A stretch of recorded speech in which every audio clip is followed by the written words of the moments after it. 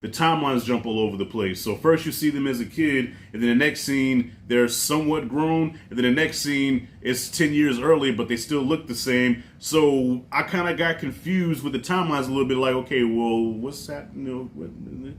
Okay, it's still well acted, it's still well shot, but I don't know what the fuck's going on.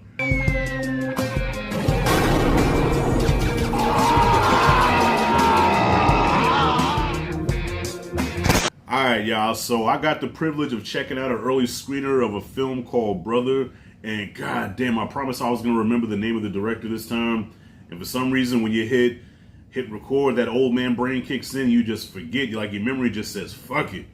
I'm going to leave the name right there. I looked up this guy's filmography. The only thing I really recognized was he directed 2 episodes of The Wire, did a lot of TV stuff. So this is a feature film that he directed. And I gotta say, man, this is a very well-directed, well-acted, beautifully shot film that is very sad and depressing. So this takes place in Toronto, in the hood. I didn't know Toronto's had any hood. I didn't know Canada had any hood, but I guess I sound ignorant. Look, there's a hood everywhere. So if you take the Bronx or Compton or Pine Hills, Orlando, Florida, and give them French-Canadian accents, that's this place in this movie. So in this hood, there's a single mom raising 2 boys on her own. Father, don't know where the fuck he is. She has to work 30 hours in a 24-hour day, barely sees her kids. So these 2 brothers are pretty much raising themselves. They have to grow up, pretty much with no adult supervision. So you got the younger brother, Michael, who is an introvert, really just stays himself, is in his own world. And then you got Francis, who is the more outgoing, popular kid. Everybody likes him. And he's constantly protecting his brother, or every time he goes out, he has to take his brother with him. So as they come of age, as they get older, they start to really kind of go their separate ways some, because Michael is just, like I say, he's to himself, and Francis starts to get more involved in the streets. And of course, when the mama sees this, with her Jamaican accent, like, boy, go in the street, boy, or you end up dead. Don't be hanging out with those people over there, And he's like, Mama, I ain't no kid. I'm your son, but look, I'm a grown-ass man, but I'm going to do what I want to do at the end of the day. And how's she going to check him? Like, when you're this tall and your mama's this short, you know what I'm saying? There's so much she can do to you. What's she going to say? Stand up. Sit down. She can't beat him no more. Yeah, so, so that's where a lot of the conflict in the movie comes after he goes in the streets and just gets into a lot of bad shit. So, yeah, as dope as this movie is visually and performance-wise, because there's some good performance in this movie, it's a very quiet film. It's a film that's really just more of a feeling of emotion, you know what I mean? And entertainment-wise, it didn't do it for me, I feel like with a film, y'all, I just feel like, this is just me, I just feel like you have to have a balance of, okay, if you want to go this route, go this route. If you want to be this serious hood film that's really trying to say something, that's really trying to tug at the heartstrings, okay, do that. But at the same time, you got to make it to where I don't get bored. I don't start looking at my phone. I don't, you know what I'm saying? And trust me, the visuals are so good. Like I didn't really check my phone, but I can see how people can check out, because it gets to a point where it does really drag. And I guess the movie's really seen through the eyes of Michael, the younger brother, and Michael has no personality. I can't even say, usually I say the personality of a wet mop. I can't even say wet mop. He just has no personality at all. He's fucking dead inside. He's like Walking Dead fucking zombie. He has just, even his tone is so robotic. He could be a Terminator.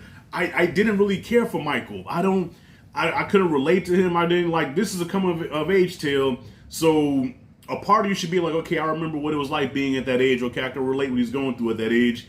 And a couple of things I'm like, okay, well, yeah, all right. I guess I can kind of relate to that. But I didn't, Now, Francis, on the other hand, Francis was cool. You know what I'm saying? He was the cool kid. And there is a twist where something happens where I'm like, oh, didn't see that shit coming. I said, God damn. That was a unique twist. But yeah, maybe that's the way it was designed to be. But give the kid, okay, if this is our protagonist, if this is the person that's taking us through this journey in this movie, make him at least somewhat likable. I didn't like the kid at all, And then he got access to this nice looking dime piece, man, this fine ass girl. And I'm like, dude, how the fuck did you pull that? You know what I'm saying? Like, dude, how did you pull this girl with no, like, you don't even smile. Listen, I never pulled a girl just like looking at them like this, you know. Smile, show yourself friendly, be charming. There was no charm about this motherfucker at all. But anyways, I digress from that. The film does drag some. I think, you know, some time could have been shaved off. It's just a really depressing. Let me see if I can say this word right. Melancholy. Okay, like, so if you compare this to, like, say, like a Boyz in the Hood or a Menace to Society, those movies are, yes, they're heartbreaking, they're sad hood films, but damn it, they are fun hood films. There's a lot of memorable shit that happens in there. There's some lighthearted moments that you remember. You know what I'm saying? So yes, you know, there's always the Ricky, but then there's also the funny dialogue between Ice Cube and Regina King. You know, there's a funny scene with Trey Lazo's daddy about getting ass knowing that he's a virgin. You know, there's no scene in this movie where I'm like, damn, okay, I'm going to remember that for a while. But the way it ends, I am going to remember that because it does end in a real heartbreaking way. It almost has a Ricky-ish type deal or, you know, Kane from Menace to Society. Like, it kind of has that. And the Police, let me tell you something, fuck the Police in this movie. All right, I'm not the biggest fan of the Police, but I know we need them. But look, they don't even give the Police faces in this movie. Like, whenever you see them, they're blurred out. You see, like, you probably see, like, the baton or the gun or the hand or, like, a part of their body, but you never actually see that, like, they're faceless people. So I guess they're trying to say they're not really people, they're just the law. And they are grimy, they're dirty, they're nasty for no fucking reason. Like, they're like the bad guys in this movie, man. So, yeah, fuck the Police in this movie, that is. And, so, yeah, wrapping it up, Brother is a solid film. I see why it did good at film festivals. If they release this theatrically, I don't think it's going to do good theatrically. I think people are going to kind of check out because of the very slow pace. But to me, I enjoyed it. I thought it was it's a very artsy, ambitious film. But fun, no. Entertaining, no. But I know what you're saying, Rashad, it's not that kind of movie. Well, listen. Like I said, if you're going to do that. Okay, Boyz in the Hood, perfect blend of fun, but yet seriousness at the same time. It takes you on a full journey where you get the full experience. Okay, you should be able to go to a movie and get the full fucking experience, not just sad from beginning to end. I felt sad at the beginning of this movie, and by the end I felt sad, and I felt like there was like almost no hope, you know. And also another grab I think I have is that the timelines jump all over the place. So first you see them as a kid, and then the next scene, they're somewhat grown, and then the next scene, it's 10 years early, but they still look the same. So I kind of got confused with the timelines a little bit, like, okay, well, what's happening? Okay, it's still well acted, it's still well shot, but I don't know what the fuck's going on right now, but okay. So, yeah, overall, I give this movie a B minus.